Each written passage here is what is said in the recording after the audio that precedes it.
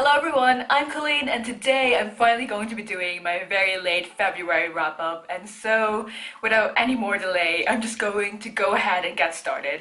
And the first book that I read in February was How Hard Can Love Be by Holly Bourne, and I would like to thank Usborne UK for sending me a copy of this book in exchange for an honest review. And of course I had to pre-order it because I really loved the first book, which was Am I Normal Yet? And this is like the second book in the Normal trilogy. It's like a companion trilogy, so each book follows a different main character. But in this book we have already met the character who is called Amber. She is part of the first book, and I really liked her so much in the first book, but I felt like she wasn't the same character in this one. She is still kind of sassy and like outspoken, but I feel like she's kind of tamed down in this one, and which I totally get because she is in her different element. She is gone to America, she is visiting her mom, and she is working in the summer camp that her mom and new husband owns. So a lot of things happen in this book-ish, and basically, judging from the title, she falls in love, but the thing is, Amber is a very cynical person, so who knows if this whole relationship or if this relationship is even going to happen.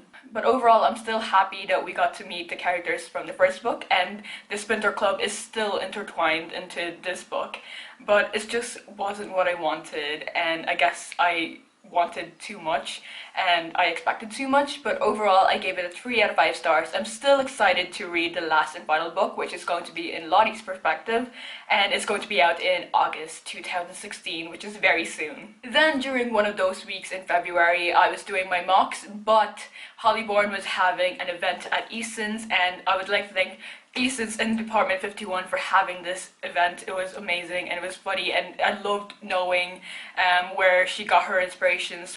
And of course, if you go to an Eason's event, you are going to get a goodie bag with like books inside it and other swags. And one of the books that I received was The Book of Ivy by Amy Engel. And I was so excited to read this book, but I was reading How Hard Could Love Be? And so I wanted to finish that book as soon as possible and read this book. And I was excited for this book because I thought it was going to be very action-packed, especially judging from the synopsis. And I don't want to tell you guys a lot of the synopsis because I feel like it will spoil you, but just know that it is a dystopian society and it's kind of set in the new future, and people from the winning and the losing side are forced to marry off their sons and daughters to keep the peace, and it's basically became a tradition. As I said, it wasn't action-packed, and so I gave this book a 3 out of 5 stars. I wasn't a huge fan of it. I wasn't a huge fan of the main character. I felt like this book was targeted towards the younger audience, and I don't know if I want to continue on with the series. I know it's just a duology, but judging from the reviews, I don't think it's going to be my thing. Although I kind of like the romance in this book. It was slow and yeah, kind of like that.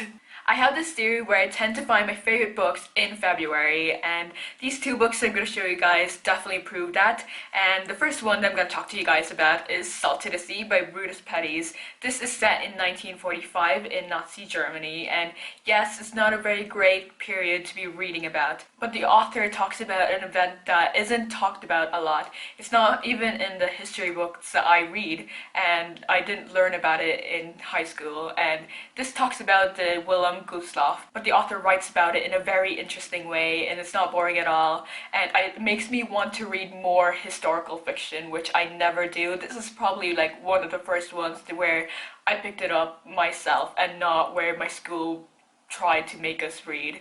And this book follows 4 different main characters, each from different backgrounds, each with different motives, but with one goal, and that is to survive. And I don't want to talk to you guys more about this book because I just feel like you should just definitely read it for yourself and see what you think of it, but it's just amazing. It's more of a character-driven story, and you definitely like most of the main characters. but then you feel so attached to the secondary characters because I totally felt that. I felt very connected to them, and I feel like I actually like the secondary characters more than the main characters, which is rarely what happens whenever I read a book. But the author did an amazing job with this book, and I can't wait to read more of her books because I heard a lot of great things about it, and from reading this book I have no doubt that it's going to live up to my expectations, and I give this book a 5 out of 5 stars. And last but not least, I read Needlework by Sullivan. I would like to thank Long Island Books for sending me a copy of this book in exchange for an honest review. One of the reasons why it took me a while to film this wrap up is because I have no idea how to do a review on this book while giving it justice, because it's done so beautifully and amazing, and the author just, it's written so well and beautifully, and I just want everyone to read it, but at the same time I don't know how to review it. And yeah, just know that it talks about a sensitive topic which still needs to be talked about a lot, and it talks about rape, and it is done very subtly in a way that it's not very out there, and it definitely takes a different turn, and it's just amazing. It's set in Ireland, and we follow a 16-year-old girl, and she is in a broken family, and she is living with her mom, but she is very absent, and her mom doesn't really treat her well, and the girl has to like work and go to school at the same time. She's not really having a great life.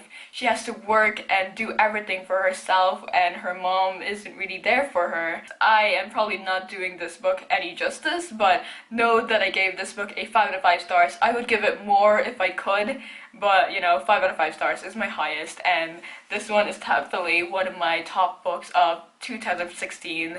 Definitely, along with Salt to the Sea by Rita Sepetys. So yes, these were all the books that I read in February, and I'm really happy with the selection that I read. Yes, some of them weren't that good, but at the same time it wasn't bad, and I was doing my mock, so reading 4 books was pretty good, and that's really the amount of books that I read in a month anyway. So thank you guys so much for watching. I hope you guys liked this video, and I'm so sorry for doing this very late, but I hope you guys liked it, and I will see you next time. Bye!